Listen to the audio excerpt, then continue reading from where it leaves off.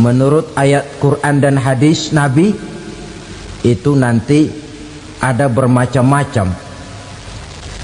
Ada orang beriman itu yang dimasukkan surga. Ada orang beriman itu yang dimasukkan ke dalam surga. Ada orang beriman itu yang disebut penduduk surga. Kenapa lain-lain, Pak? Karena waktu di dunia amalannya juga lain-lain. Ada orang beriman yang masuk surga. Ini paling murah tiketnya. Mau masuk surga? Kata Nabi begini, ma min abdin qala la ilaha illallah thumma mata ala dhalik illa dakhalal jannah. Kalau seorang hamba sudah mengucap dua kalimat syahadat, dia yakin dengan kebenaran kalimat itu sampai matinya, orang itu akan masuk surga. Abi Dzar yang waktu itu diajak bicara heran, ya Rasul kok gampang betul? Iya, walaupun orang itu mencuri, iya, walaupun orang itu berzina, iya, biar dia mencuri, biar dia berzina, kalau dia sudah mengucap dua kalimat syahadat, dia yakin dengan kebenaran kalimat itu sampai matinya, itu orang akan masuk surga. Jadi masuk surga cukup dua kalimat syahadat, yakin sampai mati, masuk surga. Itu perkara masuk. Tapi kalau pertanyaannya diterusin, masuknya kapan, Pak? Nah, ini lain lagi urusannya. Sebab ada yang masuknya itu langsung, ada yang mampir dulu. Di sana tempat cuma dua, kalau tidak surga, neraka. Mau ke surga tapi mampir dulu, yang mampirnya jelas di neraka. Kenapa? Dalam hadis qudsi ada riwayat, nanti itu di akhirat, setelah Allah selesai mengatur penduduk surga masuk surga, yang neraka masuk neraka, Allah berkata kepada malaikat Malik, malaikat Malik, labaik ya Allah, itu bajingan-bajingan tengik, manusia-manusia durjana yang waktu di dunia tidak mau sujud, jauh dari ulama, gemar melakukan yang munkarat dan maksiat, hidup di tengah masyarakat selalu jadi bibit keonaran, kufur, sudah masuk neraka semua. Sudah ya Allah. Nah, kalau sudah, coba sekarang kamu masuk, Malik. Saya, iya, masuk neraka. Mau apa ya Allah? Kata Allah, akhriju minan nar man kana fi qalbihi misqala habatin min khardalin min iman. Kau masuk neraka, cari di dalam neraka orang-orang yang ada imannya walaupun kecil sebesar biji zarah, angkat mereka keluar. Masuk malaikat Malik ke neraka, cari orang yang ada imannya, korek-korek. Ya repot, udah pada gosong. Yang ada imannya diangkat ke atas, yang ada imannya diangkat ke atas, lalu dimandikan di Nahrul Hayat, namanya sungai kehidupan di akhirat nanti. Cakep lagi rupanya, bersih lagi wajahnya, apel di hadapan Allah. Kata Allah, bagaimana Mas? Kapok nggak sampean? Kapok ya Allah. Nah, kalau kapok, idhab fadkhulil jannah, pergi masuk surga sana. Berangkat mereka ke surga, ketemu sama teman-temannya yang udah sampai lebih dulu, yang nggak pakai mampir lagi. Terjadi dialog. Kata teman-temannya yang udah pada nyampe duluan, Mas, iya, emang baru sampai? Saya baru sampai. Memang mampir di mana dulu, Mas? Kita sudah lama sampai di surga. Saudara buka surah Al-Muddatsir ayat 34-35. Ma salakakum fis saqar? Kenapa kamu mampir di neraka Saqar? Qalu lam naku minal musallin. Mereka menjawab, kami mampir di neraka Saqar, Mas, gara-gara dulunya kami waktu di dunia ndak pernah sholat. Ndak pernah sholat? Ndak pernah. Kan rumahnya dekat masjid. Cuma dekat doang, Mas. Sholat mah enggak saya. Enggak pernah ngasih makan fakir miskin, enggak pernah hadir di majelis taklim, pendeknya enggak pernah melakukan kebajikan, maka saya pun mampir di neraka sakor. Untung betul saya punya iman mas sedikit. Waktu hidup di dunia dulu saya pernah mengucap 2 kalimat syahadat, sekali-kalinya waktu mau kawin. Masya Allah. Untung saja kawin, kalau nggak kawin polos.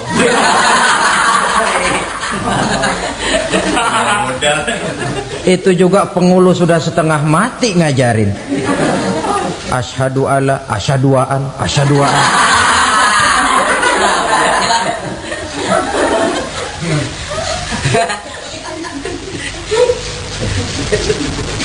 Ini namanya masuk surga, ada mampir dulu.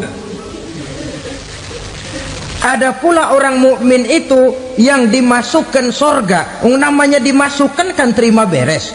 Saya masuk ke rumah, jalan sendiri, cari tempat sendiri. Saya dimasukkan ke dalam rumah, terima beres, pokok ada di dalam, itu dimasukkan namanya. Nggak pakai mampir. Tapi tentu tiketnya lebih mahal ketimbang yang pertama tadi. Apa kata Allah? Innal ladzina amanu wa amilus salihat la ukaffiranna anhum sayyi'atihim wa la udkhilannahum jannah. Sesungguhnya orang-orang yang beriman kemudian beramal soleh, kami hapuskan segala dosa dan kesalahannya, kami masukkan mereka ke dalam surga. Lihat ayatnya, Allah yang memasukkan, kita yang dimasukkan. Tidak pakai transit, tidak usah mampir. Cuma tidak cukup syahadat, tidak cukup amanu, tapi diiringi dengan wa'amilus salih. Iman, amal. Tidak cukup syahadat, lalu dibuktikan dia sholat, dia zakat, puasa, lalu dia melakukan berbagai macam kebajikan. Ini yang menyebabkan dia tidak pakai mampir di tempat yang bernama sakor. Lalu ada pula orang mukmin itu yang disebut penduduk surga. Wah, ini sudah VIP ini. Ashabul jannah, penduduk surga. Siapa mereka? Kata Allah, innal ladzina amanu summa istaqamu fala khaufun alaihim wala hum yahzanun ulaika ashabul jannah hum fiha khalidun. Sesungguhnya orang-orang yang beriman lalu istiqamah, tetap dalam melaksanakan perintah Allah, tidak goyah, tidak labil tapi stabil, istiqamah, mereka tidak takut dan tidak bersedih hati. Merekalah penduduk surga. Iman, istiqamah. Tidak punya duit, sembayang. Banyak duit, sembayang. Miskin, sembayang. Kaya, tetap sembayang. Istiqamah. Kadang orang kalau susah rajin ke masjid, banyak duitnya ngelihat masjid melengos. Waktu miskin hamba Allah, setelah kaya jadi hamba harta. Bergeser, tidak ada nilai istiqomahnya. Saudara-saudara, dengan begitu penduduk neraka itu dua. Ada penduduk permanen, ada penduduk yang semi permanen. Yang semi permanen orang-orang beriman yang mempunyai dosa besar. Mereka masuk ke neraka untuk menerima azab sesuai dengan dosanya. Bila selesai masa azab itu, mereka akan diangkat untuk ditempatkan kembali ke dalam surganya Allah Subhanahu wa ta'ala. Nah, dikala itulah saudara-saudara, ada yang disebut syafaat dari Rasulullah Sallallahu Alaihi Wasallam. Tapi tentu jangan lupa, syafaat ini ibarat kain menambal dia. Kita punya kain bolong-bolong sedikit, syafaat yang menambal. Solat kita ada kurang dikit, sedekah kita ada campur riak dikit, amalan kita ada tidak karena Allah dikit, kita berharap syafaat. Jadi biarlah kain masih bolong-bolong, yang penting punya kain. Tapi kalau kainnya tidak ada, yang ditambal apanya? Solat tidak, puasa tidak, zakat tidak, berharap syafaat saja. Ya, terlalu berlebihan itu. Saudara hadirin yang saya hormati, apabila selesai proses penghisaban, proses penghitungan, maka dikala itulah manusia terbagi dalam dua kelompok besar. Fariqun fil jannah wa fariqun fis sa'ir. Sekelompok orang-orang beruntung yang masuk ke dalam surga, dan sekelompok lagi masuk ke dalam neraka. Ibu-ibu, saudara-saudara kaum muslimin rahimakumullah, pada pertemuan yang lalu sudah saya jelaskan bahwa hidup selalu berakhir dengan kematian. Apabila datang kematian menimpa seseorang, datanglah kiamat baginya. Itu yang disebut dengan kiamat kecil. Hakikatnya mati adalah perpindahan dari kehidupan di dunia ini menuju kehidupan di alam barzakh. Menunggu kita di alam barzakh sampai datangnya saat kiamat. Entah 10 tahun, entah 100 tahun, entah 1000 tahun, hanya Allah saja yang maha tahu. Adapun orang-orang beriman yang melakukan amal kebajikan dalam kehidupan di dunia ini, masa penantian yang lama di alam barzakh buat mereka sebentar saja. Tetapi bagi orang-orang kafir yang ingkar, yang tidak beriman kepada Allah, yang hidup di dunia cuma menumpuk-numpuk dosa, tentu penantian di alam barzakh akan merupakan waktu yang sangat lama. Bukankah dalam kehidupan kita waktu itu memang relatif? Contoh misalnya, bagi pemuda-pemudi yang sedang duduk asyik memadu cinta, waktu 4-5 jam saja rasanya cuma 4-5 menit, tenggelam oleh keasikan. Tapi buat orang yang berbaring di rumah sakit, meratap di balik-balik apa itu tembok derita kata lagu, di balik dinding-dinding penjara, sehari bagai seminggu, seminggu rasa sebulan, sebulan boleh jadi rasa setahun. Penantian yang sangat lama. Kapan kiamat itu akan datang? Ini rahasia Allah. Jangankan kita yang orang awam, baginda Nabi sendiri tidak diberitahu oleh Allah kapan kiamat itu akan terjadi. Tetapi sungguh pun demikian, banyak hadis-hadis yang menjelaskan ciri atau tanda-tanda datangnya kiamat. Nah, kalau sudah bicara soal tanda, tanda kiamat itu ada dua. Pertama yang disebut alamatus sughra, tanda-tanda kecil. Ini waktunya masih ada tenggang. Ada yang dinamakan alamatul kubra, tanda-tanda besar. Artinya kiamat sudah diambang pintu. Apa tanda-tanda kecil dari datangnya hari kiamat itu? Misalnya kata Nabi, apabila ilmu sudah diangkat oleh Allah, artinya apabila ulama sudah banyak wafat, minat orang belajar agama berkurang, lalu kebodohan nampak merajalela di mana-mana, zina dikerjakan secara terbuka, minuman-minuman keras jadi kebanggaan, itu termasuk di antara tanda-tanda kecil terjadinya hari kiamat. Apalagi misalnya iza waladatil ammatu rabbataha, apabila budak sudah melahirkan tuan. Apa maksudnya? Ada yang mentafsirkan apabila anak sudah bisa membudaki orang tuanya. orang tua yang melahirkan dia, yang membesarkan dia, demi setelah si anak besar jadi orang berpangkat, bertitel, berharta, berkedudukan, jadilah orang tua itu budaknya. Sehingga sering dibilang kalau orang tua kaya, anak jadi raja, tapi kalau anak yang kaya, orang tua sering jadi budak. Apalagi munculnya fitnah yang bergelombang, timbul perang antara dua bangsa yang besar, waktu berjalan terasa sangat pendek sekali. Itu merupakan tanda di antara tanda-tanda kiamat. Termasuk di dalamnya sulit membedakan mana laki, mana perempuan. Kan kalau tanda-tanda kayak begini sekarang sudah banyak kita lihat kan. Ulama banyak wafat, penggantinya sulit.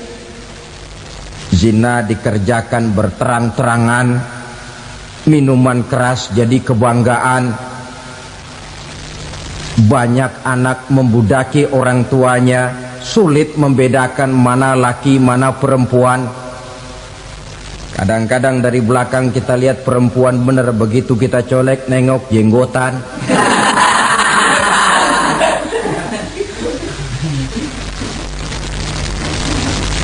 Ini termasuk tanda-tanda kecil, masih ada tenggang sampai akan terjadinya kiamat itu. Nah, yang dimaksud dengan tanda-tanda besar, ini tanda besar artinya kiamat sudah di ambang pintu. Pertama, matahari terbit dari sebelah barat. Apabila matahari sudah terbit dari arah sebelah barat, tertutuplah sudah pintu taubat. Bersabda Nabi kita, la taqumus sa'atu hatta tatlu'a syamsu min maghribiha.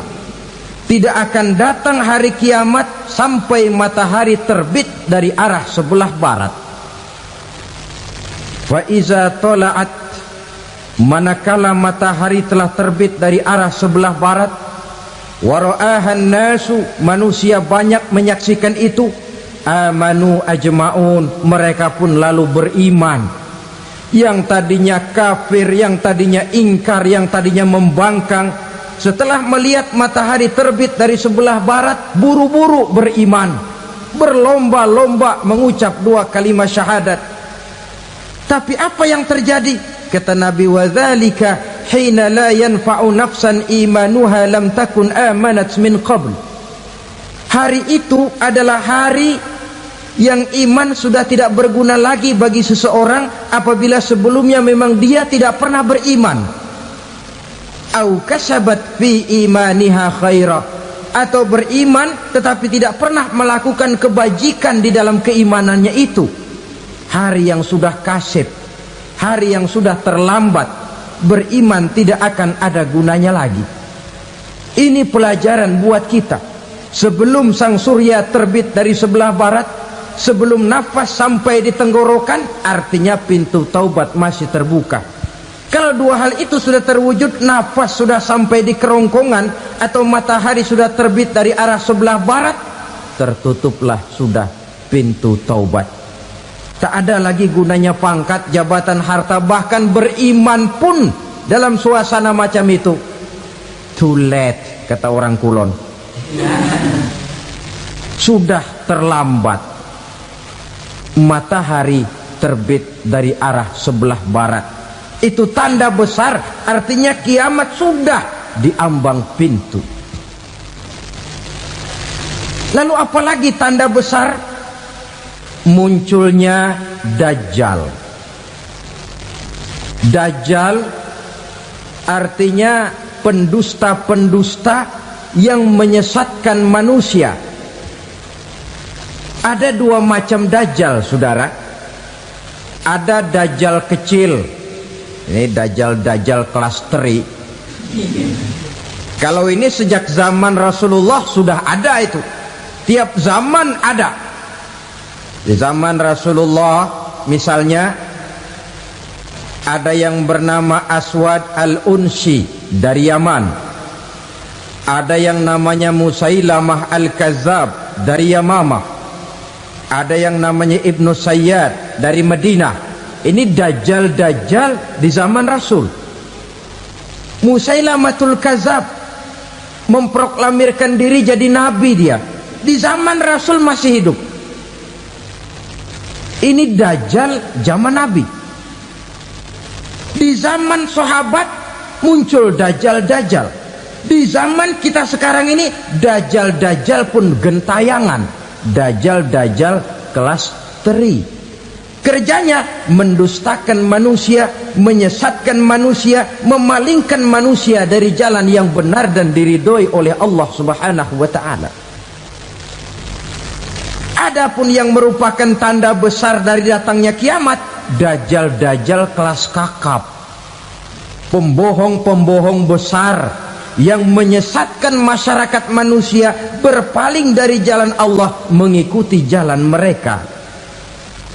Apa sih ciri dajjal itu? Kata Nabi dalam hadis Bukhari Muslim, innad dajjala, sesungguhnya yang namanya dajjal itu yakhruju, satu saat akan muncul mendekati hari kiamat.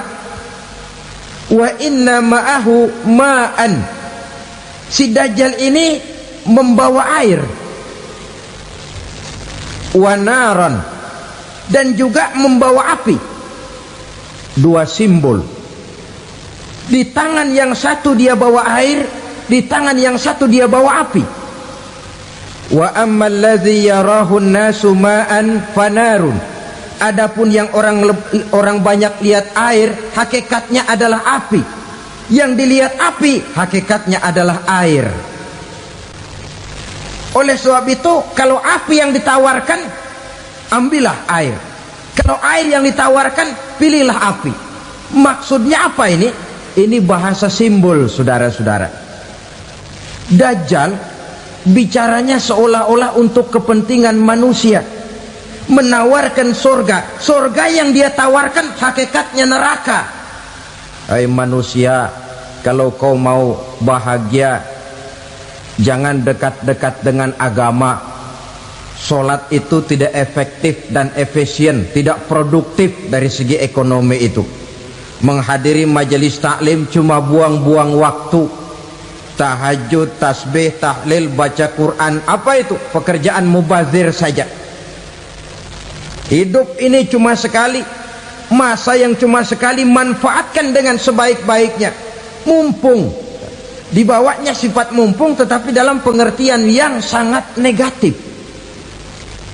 Bicaranya seolah-olah untuk kepentingan manusia, tetapi sebenarnya menjerumuskan manusia. Menawarkan air, tapi sebenarnya api. Menawarkan api, tapi hakikatnya air. Buat apa kamu sholat? Buat apa kamu bayar zakat? Buat apa kamu puasa? Surga yang dicanangkan dajjal, hakikatnya neraka. Neraka yang digambarkan dajjal, pada dasarnya adalah surga. Jadi memutarbalikkan fakta itu kerjaan dajjal. Yang hak jadi batil, yang batil dibilang hak, yang benar jadi salah, yang salah malah jadi benar.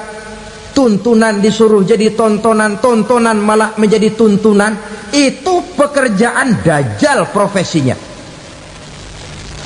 Zamannya Nabi Adam, dajjalnya kan iblis. Betul? Betul. Apa sih gang kerayuan iblis itu? Allah setelah menciptakan Nabi Adam kan bilang, Adam, kau dan istrimu Hawa tinggal di surga ini. Seluruh fasilitas yang ada di surga persilahkan kau nikmati. Satu yang tidak boleh, jangan coba-coba dekati pohon khuldi. Dekat saja jangan, apalagi sampai memetiknya. Datang dajjal yang namanya iblis ini. Adam, kamu tahu nggak kenapa tidak boleh makan buah khuldi? Ya nggak tahu, pokoknya saya dilarang. Bodoh kamu Dam. Khuldun artinya kekal. Kalau kamu makan itu buah, kau akan kekal di surga buat selamanya. Allah tidak kepengen, maka dilarang kamu makan buah khuldi. Kalau kau ingin kekal di surga Adam, makan saja. Saya bicara begini ini untuk kepentingan kamu Adam. Ini kan ciri-ciri dajjal. Bicaranya sih seolah-olah untuk kepentingan Nabi Adam, hakikat sebenarnya menjerumuskan Nabi Adam supaya ingkar dan melanggar larangan dari Allah Subhanahu wa ta'ala. Jadi setelah muncul Dajjal, timbul kekacauan-kekacauan di masyarakat. Banyak yang terpengaruh, terpedaya dan terpesona, termasuk mereka yang memproklamirkan diri jadi nabi, mereka yang memproklamirkan diri jadi rasul di zaman sesudah Rasulullah wafat. Itu adalah Dajjal. Maka saya ingatkan, kalau di zaman kita sekarang ini ada orang ngaku jadi nabi, ada orang ngaku jadi rasul, biar bahasa Arabnya kental, Quran hafal, hadis ribuan hadis hafal, biar pakai serban sampai menyengser ke tanah, bahasa Arabnya fasih, tapi dia mengaku jadi nabi, jadi rasul, kita umat Islam wajib tidak percaya, wajib untuk tidak percaya. Itulah dajjal-dajjal zaman kita sekarang ini. Tidak mustahil mereka datang mempengaruhi orang awam supaya berpaling dari Rasulullah, mengikuti mereka. Nah, di akhir zaman nanti, mendekati hari kiamat, Dajjal ini muncul, Dajjal kelas kakap, menyesatkan masyarakat manusia untuk berpaling dari Islam, mengikuti seruan mereka. Apalagi di antara datangnya kiamat itu, tanda yang besar itu, turunnya Nabiullah Isa Al-Masih, putra Maryam. Menurut berbagai hadis yang sahih, Nabi Isa Al-Masih nanti akan turun lagi, tidak membawa risalah yang baru, tapi meluruskan risalah Islam ini yang telah banyak ditinggalkan oleh masyarakat. Bahkan ada hadis menjelaskan beliau akan membunuh Nabi, mematahkan kayu-kayu salib, lalu melaksanakan haji dan umrah mengikuti syariat Nabi Muhammad, bukan membawa agama baru.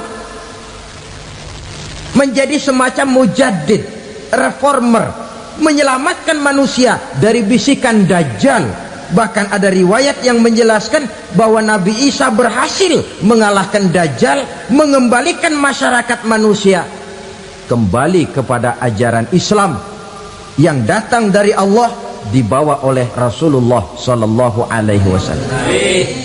Dengan kata lain, turunnya Nabi Isa bukan sebagai Nabi dan Rasul baru, tetapi mengikuti syariat Nabi kita Muhammad Sallallahu Alaihi Wasallam. Saudara hadirin, ibu-ibu hadirat yang saya hormati, kemudian apalagi di antara tanda-tanda besar akan datangnya kiamat itu? Keluarnya asap atau awan. Kata Nabi, inna min asratis sa'ah dukhanan yamla'u ma bainal masyriqi wal maghrib. Di antara tanda-tanda kiamat, munculnya awan antara langit dan bumi. Ini pun diperkuat dalam surah Ad-Dukhan ayat 10. Fartaqib yauma ta'tis sama' bidukhanin mubin fayughshan nas hadza azabun alim. Bagi orang-orang yang beriman, mereka biasa-biasa saja, tapi bagi orang kufur, datangnya asap dan awan ini merupakan azab yang kelewat pedih. Barangkali sedikit mendekati gambaran tentang azab yang pedih ini, saya ingatkan alam pikiran kita kepada peristiwa yang belum lama terjadi. Pernah dengar berita bocornya reaktor nuklir di Chernobyl, Uni Soviet? Pernah dengar? Nah, bocornya reaktor nuklir di Chernobyl yang mengakibatkan ratusan, bahkan sangat mungkin ribuan nyawa. Cuma satu reaktor. Bagaimana kalau seluruh cadangan nuklir yang dimiliki oleh para negara adik kuasa ini diledakkan? Bahkan yang konon menurut catatan cadangan nuklir yang dimiliki bersama oleh Amerika dan Rusia sekarang ini sudah sanggup memusnahkan 6 miliar manusia, 1,5 kali lebih banyak dari jumlah manusia yang nongkrong di permukaan bumi ini. Saudara-saudara hadirin yang saya hormati, lalu saat mendekati hari kiamat, apalagi tandanya setelah Nabi Isa wafat, pada saat turunnya yang kedua kali, lalu Allah meniupkan angin sejuk, semua orang-orang beriman, orang-orang baik wafat, sehingga penghuni bumi ini cuma tinggal lagi terdiri dari orang-orang kafir. Tidak ada lagi di bumi ini yang bisa mengucapkan Allah. Hingga dalam hadis qudsi itu ada keterangan, innallaha azza wa jalla yaqulu li Israfil, Allah pernah pesan kepada malaikat Israfil, kata Allah, Israfil, idza sami'ta qailan yaqul Allah Allah fa akhirin nafakh 40 sanatan ikraman liqailiha. Hai Israfil, apabila kau dengar di permukaan bumi masih banyak orang yang mengucapkan Allah Allah, maka tunda sangkakala kiamat itu 40 tahun. Untuk apa? Ikraman liqailiha, menghormati orang yang mengucapkan Allah Allah itu. Wah, jadi karena sekarang masih banyak yang mengucapkan Allah, besar hatilah kita, masih jauh kiamat itu. Tapi jangan lupa, kiamat pribadi, kiamat kecil itu yang nggak kita sangka-sangka. Ajal datang mencabut nyawa, itu kiamat pribadi, dan itu yang pasti kita hadapi, dan itu yang membuat kita tidak boleh bersikap main-main di dalam kehidupan sekarang ini. Saudara hadirin yang saya hormati, tidak ada lagi orang-orang muslim, seluruh penduduk dunia ini kafir. Lalu terciptalah struktur sosial yang berlandaskan prinsip hidup semau gue. Bakal terjadilah prinsip di mana yang kaya menyantap yang miskin, yang kuat menindas yang lemah. Hidup sudah bagaikan di rimba belantara, berlaku hukum rimba, siapa yang kuat dia yang menang, siapa yang lemah menjadi mangsa.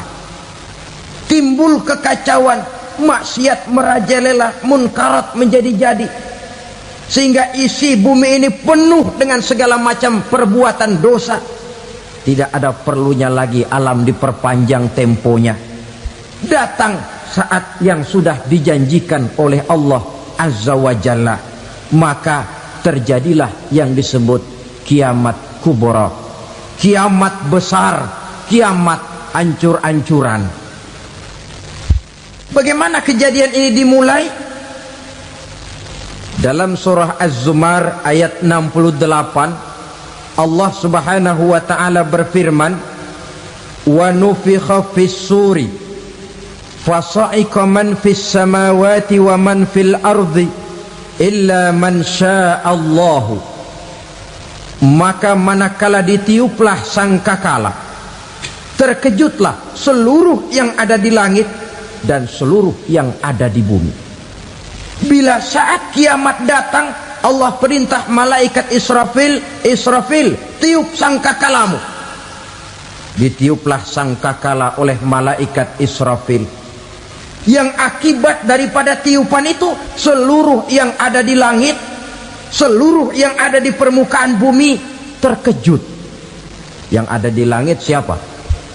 Malaikat kan. Bayangin aja kalau malaikat kaget, apalagi kita. Terkejut seluruh makhluk yang ada di bumi, yang ada di langit mendengar suara sangkakala itu. Bunyinya tidak sanggup kita bayangkan dahsyatnya. Ledakan nuklir, ledakan neutron belum apa-apa ketimbang bunyi sangkakala malaikat Israfil ini. Nah, lalu mendengar bunyi sangkakala ini, gemparlah makhluk, kacaulah alam. Bumi gempa, planet-planet bertabrakan, gunung meletus, air laut tumpah ke darat, angin topan bertiup, halilintar menyambar. Lalu semua yang bernama hidup mati total. Mati bareng tanpa persiapan. La haula wala quwata illa billah. Saya kadang-kadang dalam tafakur bermohon, ya Allah, mudah-mudahan saya nggak nemuin kiamat beneran. Ngeri. Tidak bisa kita bayangkan macam apa suasana seperti itu. Allah saja banyak memberikan gambaran, misalnya Al-Qari'ah, wa mal qari'ah, wa ma adraka mal qari'ah. Kejadian yang menggemparkan. Tahukah kamu apa kejadian yang menggemparkan itu? Yauma yakunun nasu kal farasil mabsus wa takunul jibalu kal ihnil manfus. Pada saat itu manusia berterbangan bagai kupu-kupu, gunung berterbangan seperti kapas ditiup angin. Gunung saja macam kapas, konon lagi manusia. Kematian total, mulai semut sampai gajah mati, jin mati, iblis mati, malaikat mati. Oh, malaikat saja mati. Saudara hadirin yang saya hormati, kematian total yang tanpa persiapan. Orang bilang, Pak, kalau mati bareng begitu yang repot malaikat maut dong ya. Cabut sana, cabut sini. Itu kalau menurut logika kita, mestinya begitu menurut logika. Tapi logika juga yang nggak perlu serepot itu. Sebab untuk mematikan listrik di wilayah DKI, di wilayah Jakarta, nggak perlu tiap rumah didatengin, matiin, ya lama. Cukup dari kantor pusatnya saja PLN, tekan satu tombol, gelaplah seluruh Jakarta. Saudara hadirin yang saya hormati, kematian total.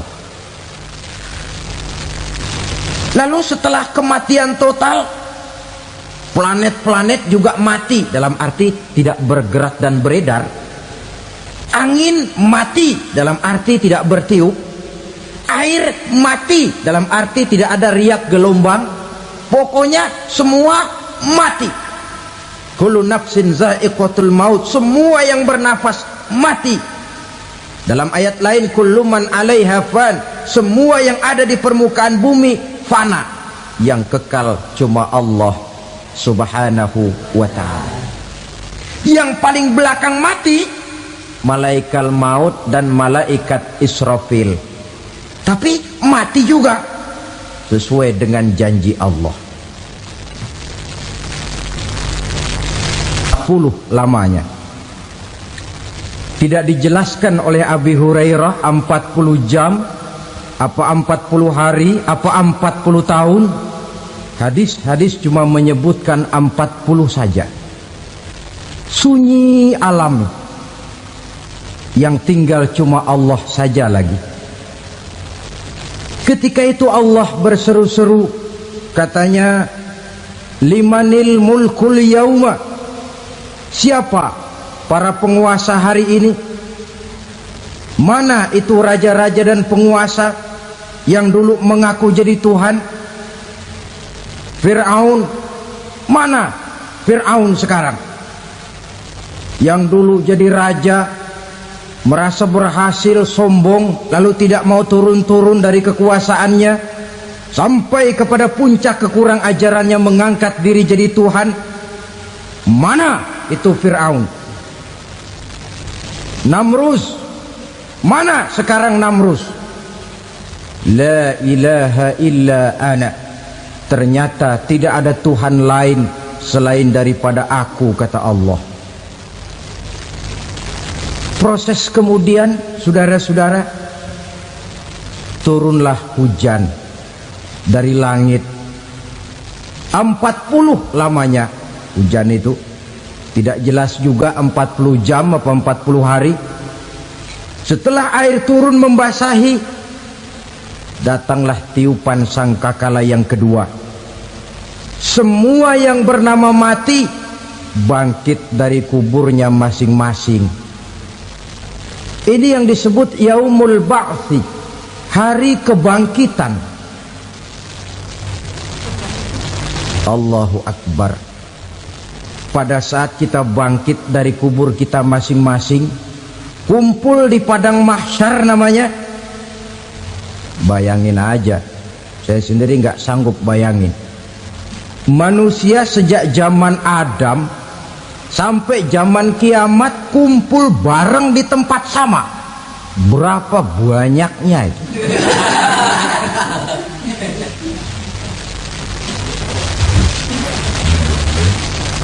Dan yang luar biasa menurut satu riwayat, pada saat bangkit itu, Masya Allah, roman muka kita berubah, disesuaikan dengan amalan kita waktu di dunia ini. Barang siapa yang waktu di dunia amalannya itu amalan tikus, di akhirat nanti dia bangkit dari kubur, mukanya seperti muka tikus. Gagah betul badannya, tapi mukanya seperti tikus. Kenapa? Amalannya waktu di dunia seperti amalan tikus. Apa amalan tikus itu? Suka ngegeragoti barang yang sudah disimpan rapi-rapi. Orang sudah simpan uang rapi-rapi, simpan perhiasan rapi-rapi, digeragoti oleh tikus. Maling-maling, pencoleng-pencoleng, koruptor-koruptor, itu nanti di akhirat nanti kita lihat mukanya seperti muka tikus. Oh, ini waktu di dunia suka nyolong, mukanya seperti muka tikus. Barang siapa yang waktu di dunia ini amalannya itu amalan macan, dia akan bangkit nanti mukanya seperti muka macan. Apa amalan macan? Macan itu amalannya menang-menangan. Orang yang mau menang saja nggak mau mengalah. Coba lihat di hutan, kenal hutan nggak? Di hutan, raja hutan di mana-mana pasti macan, betul kan? Betul. Padahal hutan belum pernah bikin pemilihan umum. Tapi macan tidak peduli ada pemilihan umum apa tidak, pokok saya raja. Sebab apa? Macan jadi raja itu bukan karena benar, tapi karena kuat jadi raja. Setelah dia jadi raja, rakyat hutan yang mesti dilindungi malah dimakan oleh raja macan. Kambing rakyat hutan dimakan oleh macan. Ayam rakyat hutan dimakan oleh macan. Itu nanti kita lihat di akhirat itu mukanya seperti muka macan, gagah betul. Lalu barang siapa yang di dunia ini amalannya itu seperti amalan anjing, nanti dia punya muka seperti muka anjing. Apa amalan anjing? Pertama, anjing itu kalau disuruh jaga rumah, dia tidak bisa membedakan mana maling, mana tamu. Biar yang datang maling, kalau bawa tulang, anjing kalem. Yang kedua, anjing itu akan setia kepada siapa saja yang memberinya roti. Siapa yang memberinya roti, itulah majikannya. Apa kata majikannya, pasti dia laksanakan. Soal benar atau salah dia tidak peduli. Setelah anjing dapat roti, dia tidak punya pilihan lain kecuali bilang, abdi mah kumaha juragan wae ayeuna mah.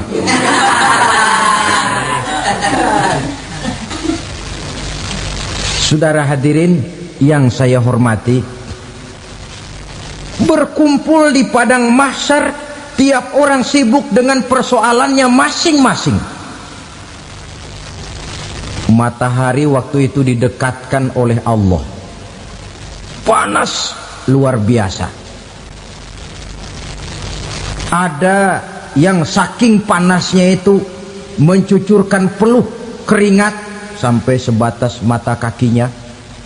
Ada yang keringatnya sampai sedengkulnya, ada yang keringatnya sampai sepusatnya, ada yang keringatnya mengalir sampai sebahunya, ada yang kelelap oleh keringatnya sendiri, sementara orang di sampingnya nggak apa-apa. Bergantung lagi amalan dia waktu di dunia ini. Saudara-saudara,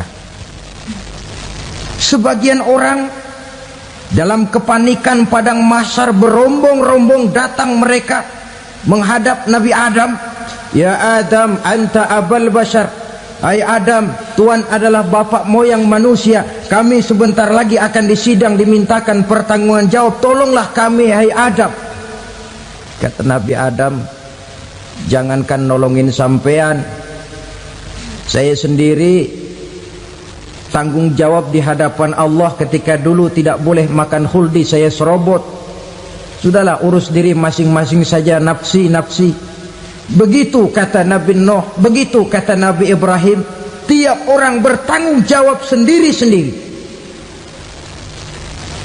Ketika itulah saudara-saudara, nikmatnya menjadi umat Nabi besar Muhammad sallallahu alaihi wasallam. Sebab apa? Walaupun menurut abjad kita ini umat paling belakang, paling belakang kita ini toh, karena Nabi Muhammad adalah Nabi akhir, tapi akan dihisap lebih dulu, lewat di atas sirat lebih dulu, masuk surga lebih dahulu ketimbang umat-umat belakangan. Ketika Rasul mendekati ajal, beliau tanyakan itu kepada malaikat Jibril. Malaikat Jibril berkata, Muhammad jangan khawatir, Allah sudah berjanji, inni haramtul jannata ala sairil anbiya hatta tadkhulaha anta wa haramtuha ala sairil umami hatta tadkhulaha ummatuka.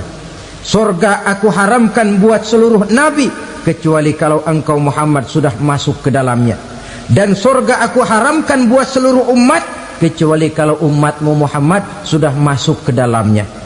Logikanya, walaupun menurut abjad kita umat paling belakang, bakal dihisap paling dulu, lewat di atas sirat paling dulu, masuk surga paling dulu, kalau mampir ke neraka juga paling dulu. Ya resiko. Jangan mau enaknya aja paling dulu. Saudara hadirin yang saya hormati, setelah masa kebangkitan itu jangan dikira begitu bangkit langsung diperiksa, masih menunggu menanti ribuan tahun perhitungan padang mahsyar untuk sampai kepada proses yang disebut yaumul hisab, hari perhitungan. Seorang demi seorang bakal dipanggil. Bayangkan saja, kita se-RT saja di absen, kadang-kadang perlu waktu lama. Ini manusia sejak zaman Nabi Adam sampai datang hari kiamat, satu demi satu disidang di hadapan Qadhi Rabbul Jalil. Status sosial copot sudah waktu itu. Yang pernah jadi hartawan di situ tidak lagi kelihatan kehartawanannya. Yang pernah jadi jenderal tidak lagi dipanggil jenderalnya. Yang ustadz tidak lagi dipanggil al-mukarramnya. Seluruh status sosial selesai.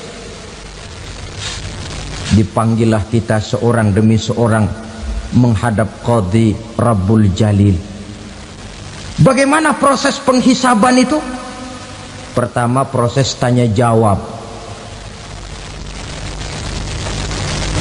Di antaranya ada hadis menyatakan, lan tazula qadama 'abdin yaumal qiyamah hatta yus'ala an arba'i khisalin.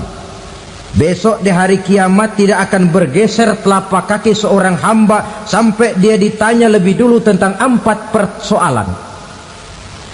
Tentang ilmunya, kemana ilmu itu diamalkan. Tentang umurnya, di mana umur itu dihabiskan. Tentang masa mudanya, kemana masa muda itu dipakai. tentang hartanya, dari mana harta itu didapat dan kemana harta itu dibelanjakan. Ini termasuk proses tanya jawab. Jadi kalau istilah pengadilan dunia, nama Fulan bin Fulan. Kamu waktu di dunia diberikan umur panjang untuk apa? Pernah mengalami masa muda, kemana kau habiskan masa remajamu? Kau diamanahkan ilmu, dengan apa ilmumu kau amalkan? Kau diberikan harta, dari mana harta kau dapat, kemana kau belanjakan? Tak seorang pun yang bisa mungkir. Sebab apa? Dikala itu yang menjadi saksi bukan orang. Yang menjadi saksi adalah seluruh anggota badan kita. Tangan bicara, kaki jadi saksi terhadap seluruh amalan yang pernah kita kerjakan pada saat kehidupan di alam dunia ini. Selesai proses tanya jawab, lalu diperlihatkan buku catatan kita waktu hidup di dunia ini. Jangan lupa Allah itu menyiapkan 2 superkomputer kepada kita, sebelah ditempelin sebelah kanan, yang sebelah tempelin di sebelah kiri. Komputer itu namanya Raqib dan Atid, 2 malaikat yang apabila baik kita lakukan, refleks saja akan menulis kebajikan kita. Jahat kita kerjakan, akan tertulis. Catatan itu nanti diperlihatkan kepada kita. Waduh, alangkah malunya pada saat diperlihatkan catatan kita, buku rapot kita merah melulu. Barangkali diperiksa sambil diomelin, brengsek lo. Buku merah melulu begini, bagaimana waktu hidup di dunia? Tidak cukup diperlihatkan buku catatan kehidupan, rekaman kehidupan. Rekaman kehidupan kita secara utuh sejak terlahir sampai ajal datang merenggut nyawa. Barangkali mirip dengan video sekarang ini, di mana terekam dengan baik seluruh kegiatan kita, sejak yang sekecil-kecilnya sampai kepada yang sebesar-besarnya. Untuk kemudian kita pun menerima balasan. In khairan fa khairun wa in syarran fa syarrun. Kalau baik ya baik balasannya, kalau jahat ya jahat juga balasannya. Catatan-catatan kita diberikan. Kalau banyak kebajikannya diberikan di tangan kanan dengan cara yang halus. Kalau banyak kejahatannya diberikan dari sebelah kiri atau dilempar dari belakang. Itulah sebabnya sejak di dunia ini kita sudah mohon kepada Allah. Ketika berwudu membasuh tangan kanan, apa kita bilang? Allahumma a'tini kitabi biyamini wa hasibni hisaban yasira. Ya Allah, berikan saya kitab di tangan kanan, dan kalau saya memang perlu dihisap, hisaplah saya yang seringan-ringannya. Tangan kiri berlindung kita kepada Allah, jangan sampai diberikan kitab di tangan kiri atau dari arah sebelah belakang. Wa a'udzubika an tu'tiya kitabi bishimali aw min wara'i zuhri, dari arah sebelah belakang. Na'udzubillah min dzalik. Setelah selesai lewat proses penghisaban, lewat mizan, timbangan, maka yang sudah selesai dihisab itu bergeraklah menuju sirat, jembatan yang terbentang menuju surga melalui neraka. Saudara-saudara, panjangnya perjalanan sirat itu memakan waktu ratusan tahun. Tetapi orang yang lewat di atas sirat pun macam-macam, bergantung amalannya ketika di dunia ini. Ada yang lewat di atas sirat itu kal barkil khatib, seperti kilat yang menyambar, lep, sudah sampai dia di surga. Cepat bukan main. Ada yang lewat di atas sirat itu seperti orang lari-lari. Ada yang lewat di atas sirat itu seperti orang jalan biasa. Ada yang sambil merangkak, ada yang sambil ngesor, ada yang sambil gelayutan, ada yang selamat sampai ke ujung ke surga, ada yang tergelincir jatuh masuk ke dalam neraka, bergantung amalannya dalam kehidupan di dunia sekarang ini. Tiap kita akan melewati yang namanya sirat ini. Saudara-saudara kaum muslimin yang saya hormati, dengan demikian mereka yang selamat melalui sirat sampai ke terminal akhir surga, mereka yang ketika dihisab ternyata banyak kejahatannya daripada kebaikannya, mereka singgah di dalam neraka.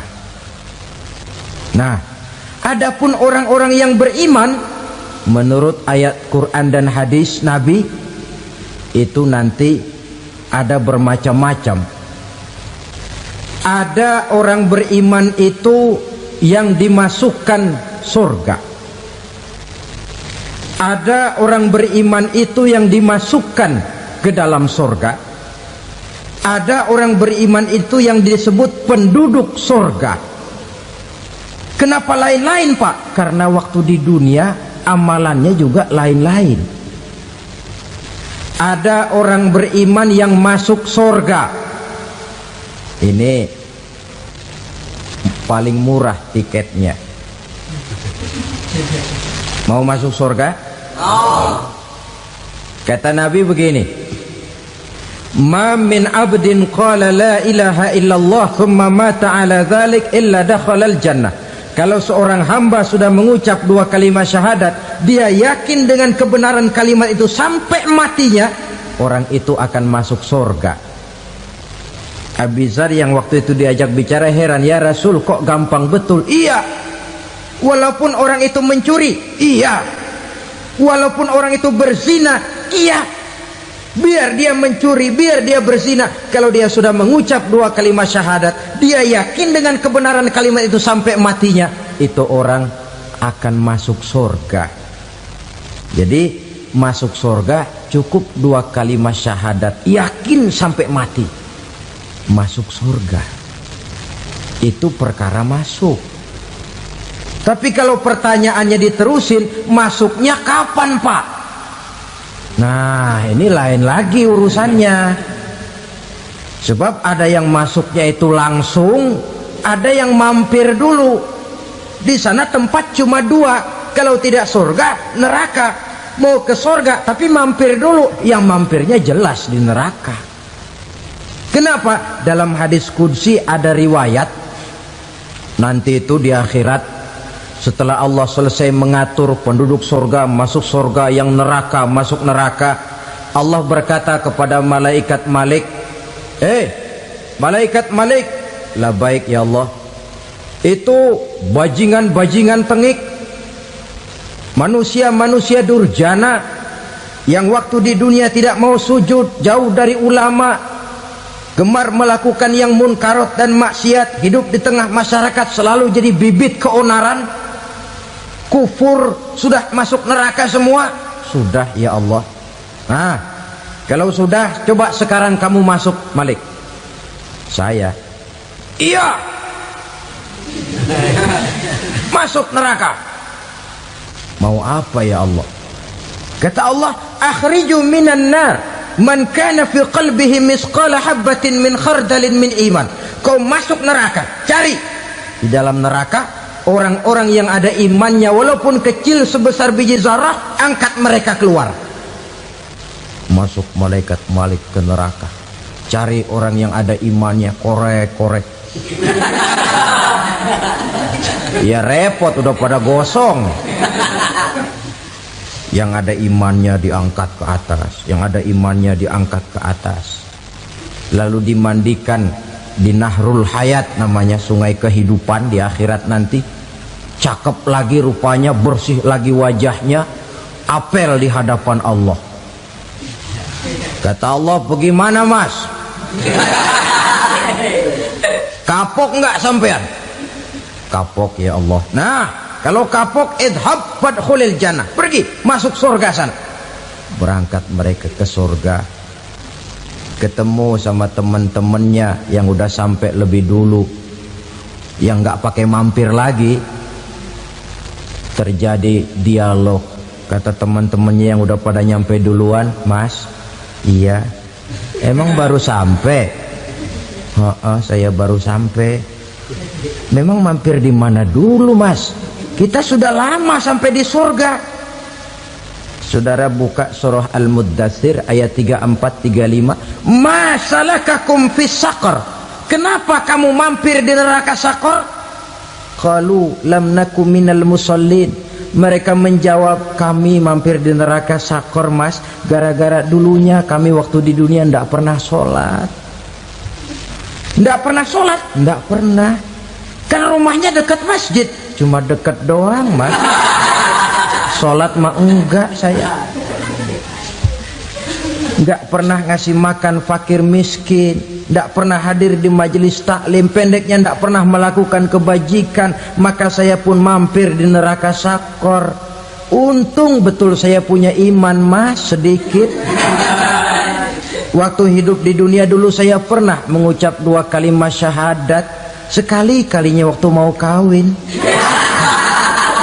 Masya Allah. Untung saja kawin, kalau nggak kawin polos.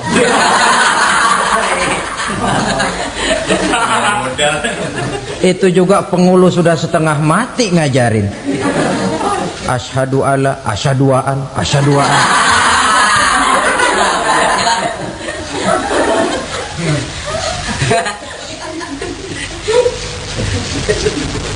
Ini namanya masuk surga, ada mampir dulu.